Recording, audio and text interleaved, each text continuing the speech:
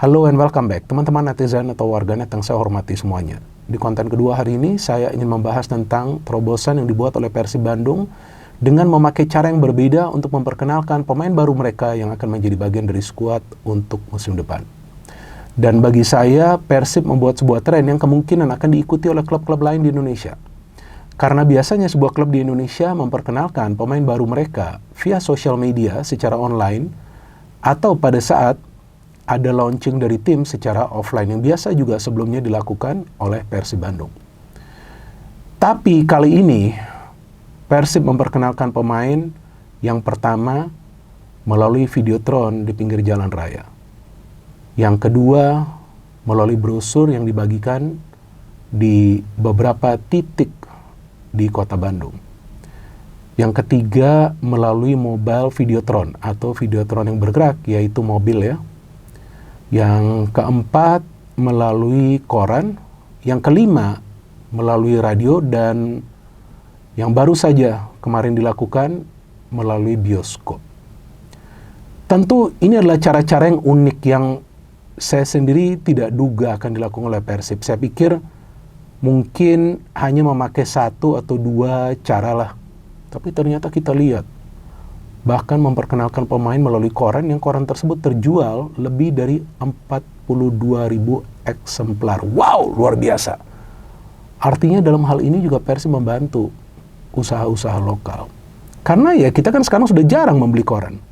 Tapi animo dari supporter Persib kan luar biasa. Dan itu juga membantu koran tersebut. Kemudian radio, bahkan tuh radio itu yang saya dapat informasinya lebih dari 200.000 pendengar.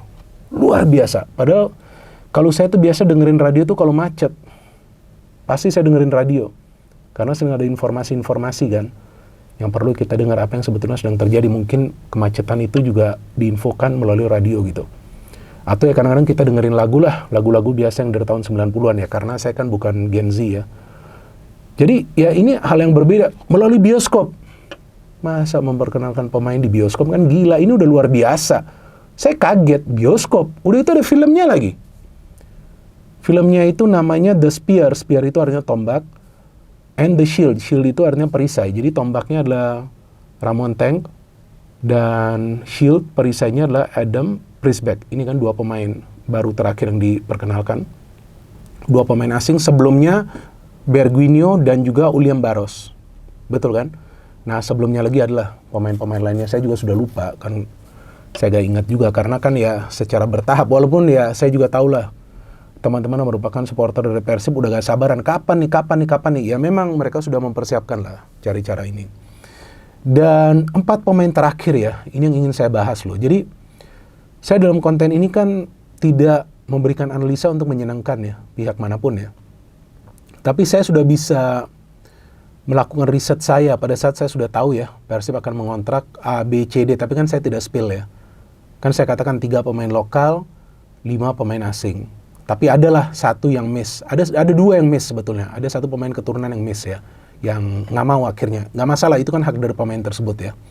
Dia nggak mau, jadi dia tetap mau berkarir di Eropa. 2 kalau nggak salah. Nah jadi itu biarkan, ya kan. Tapi tetap manajemen dari Persib ini cari terus pemain kan. Dan 4 terakhir ini yang saya melihat nih, bukan pemain grade A saja nih. Ini pemain grade A+. Berguinho kita tahu, luar biasa pemain ini. Dan Berguinho itu bukan pemain yang egois.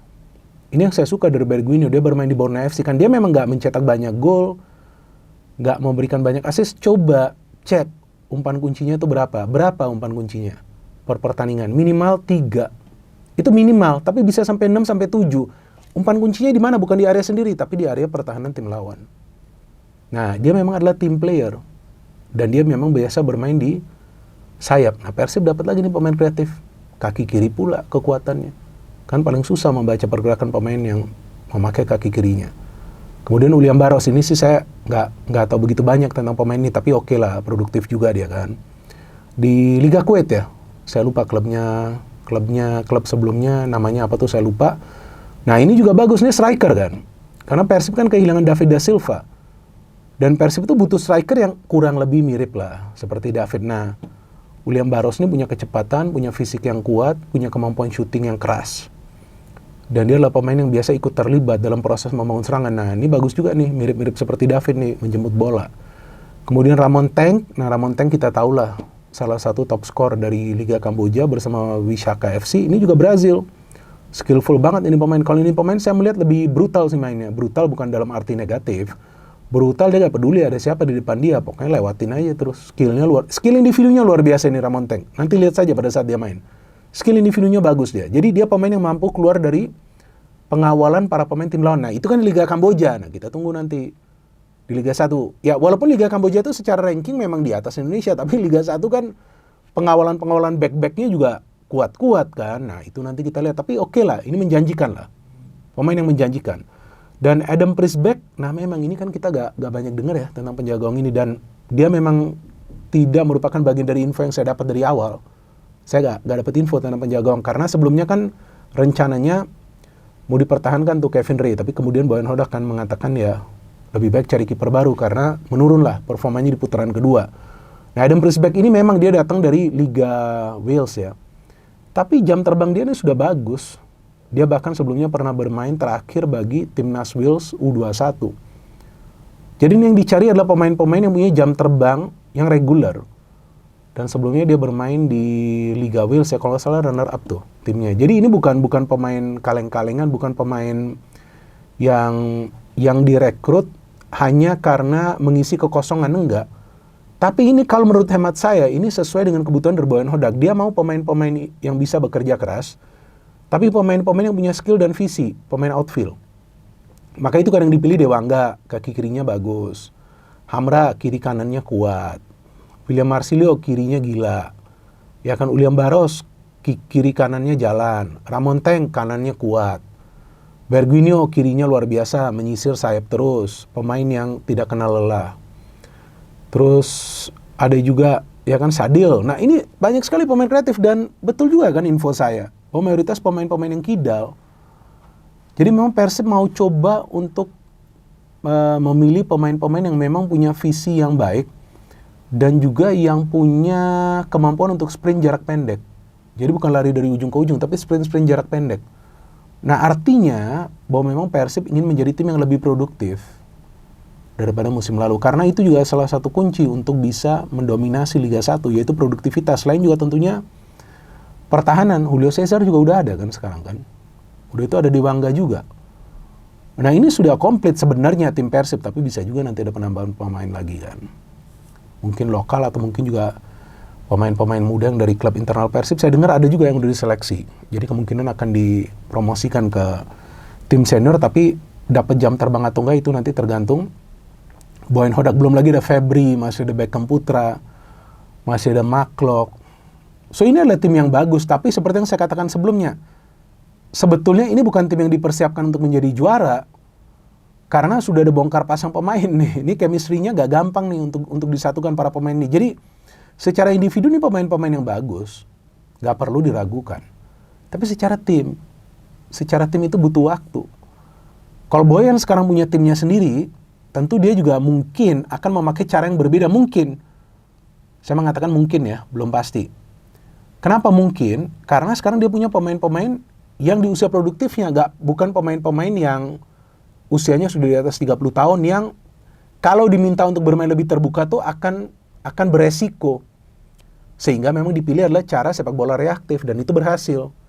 Jadi bisa juga dengan pemain-pemain yang dinamis, pemain-pemain yang lebih kreatif, pemain-pemain yang punya kecepatan. Bisa juga cara bermain Persib ini berubah. Tapi saya gak yakin berubah secara signifikan. Tetap yang paling utama adalah menguatkan lini pertahanan. Dan yang kedua, transisi itu penting. Maka itu yang dipilih adalah pemain-pemain yang skill, yang memakai skill tinggi. Kenapa? Supaya passing-passingnya itu akurat, supaya presisi passingnya itu bisa dijaga selama kalau perlu 100 menit. Dan stamina juga dilihat, nih pemain-pemain yang berani bermain fisikal, semua ini yang direkrut. Nah, tapi saya nggak banyak tahu tentang Adam Prisbeck ini, jujur. Saya nggak tahu, ternyata dia yang dipilih kiper. Ini nggak termasuk informasi awal. Nah, ini saya nggak tahu. Saya kira mungkin kiper dari Brazil. Karena banyak juga kiper dari Brazil kan. Yang dikontrak. Tapi ternyata dipilih Wales. Ya, kita tunggu nanti penampilan seperti apa. Karena kiper juga krusial. Saya masih ingat sebelum Kevin Ray itu gabung, salah satu kelemahan dari Persib itu di kiper. Padahal ada 4 kiper loh kalau nggak salah pada saat itu. Tapi tetap gak konsisten mereka. Bukan artinya jelek, gak konsisten. Kuncinya itu adalah konsistensi. Kalau konsisten berarti kemungkinan performa dari tim tersebut akan stabil. Jika stabil berarti akan mengoleksi banyak poin. Jika bisa mengoleksi banyak poin, lebih banyak daripada tim-tim lain, tentu peluang untuk menjadi juara semakin besar. Nah, saya juga ingin menunggu nanti terobosan apa lagi nih yang dilakukan oleh manajemen Persib. Belum launching tim kan? Nah, nanti pada saat launching nih, apalagi nih terobosannya. Nah, jadi saya melihat di sini Persib coba untuk menjadi klub yang juga membangkitkan usaha lokal, lebih dekat lagi kepada para supporter, dan juga melibatkan elemen-elemen lain. Nah, ini sesuatu yang baru di Indonesia. Dan bisa juga nanti klub-klub lain kan ikuti. Kalau dari sosial media bagus juga, bukan artinya gak bagus, bagus. Kan ada animasi, ada apa, tapi sepertinya sudah old school. Sudah ketinggalan gitu, ketinggalan zaman. Karena ya semua melakukannya di sosial media.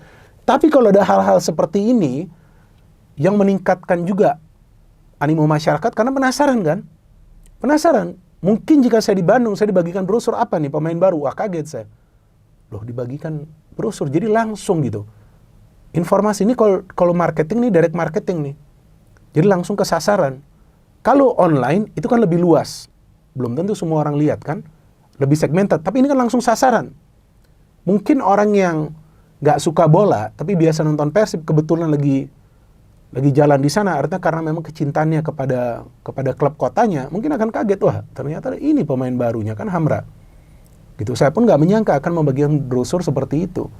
Belum lagi tiket untuk menonton. Udah itu pada saat di sinema tersebut, pada saat di bioskop tersebut, saya melihat ternyata ada cuplikan juga tentang perayaan gelar Persib yang back to back itu yang sebelumnya.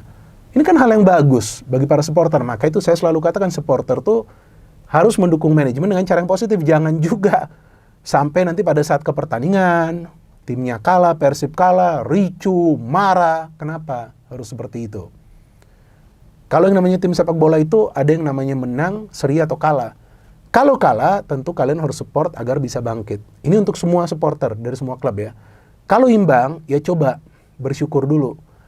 Kalau menang juga jangan sombong. Nah, itu juga hal yang penting bagi supporter sepak bola. Tapi yang paling penting, tertiblah di dalam stadion. Karena jika kalian tidak tertib, yang akan kena imbasnya juga adalah klub kalian. Tentu akan kena sanksi, keluar uang lagi. Jadi itu juga yang harus dijaga oleh para supporter. Dan saya sudah tidak sabar lagi untuk menonton pertandingan pertama Persib di Piala Presiden nanti. Walaupun menurut saya di Piala Presiden Boyan akan melakukan banyak eksperimen dan saya pikir itu wajar. Tim-tim lain juga kemungkinan akan melakukan hal yang sama. Karena Piala Presiden itu adalah turnamen pramusim, tentu sebagai ajang uji coba juga, walaupun hadiahnya besar. Dan tentu setiap tim akan bermain serius, tapi akan ada beberapa perubahan di lineup, di mana kita bisa melihat sedikit banyak bayang-bayang dari permainan tim-tim yang bermain di Piala Presiden yang nanti akan bermain di Liga 1. Tentu banyak yang penasaran bagaimana cara bermain Persib dengan begitu banyak pemain yang baru. Tentu saya juga penasaran, tapi kita harus sabar sampai tanggal 6 Juli nanti. No hate, no politics, only football. Salam sepak bola.